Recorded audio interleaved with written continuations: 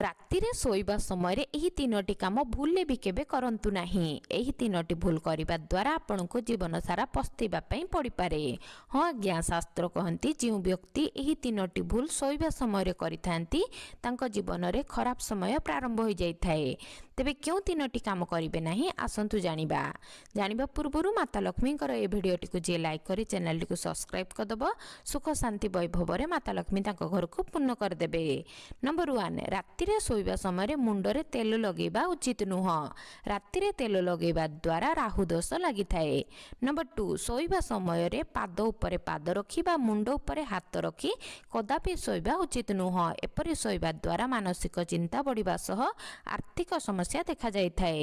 Number 3, ଯଦି ଆପଣଙ୍କ bed ସମ୍ମୁଖରେ ମିରର ରହିଛି ତେବେ ଶୋଇବା ସମୟରେ ତା ଉପରେ କପଡ଼ାଟିଏ ନିଶ୍ଚୟ ପକାଇ ଦିଅନ୍ତୁ, ନଚେତ୍ ସ୍ୱାମୀ ସ୍ତ୍ରୀଙ୍କ ସମ୍ପର୍କରେ ତିକ୍ତତା ଆସିପାରେ।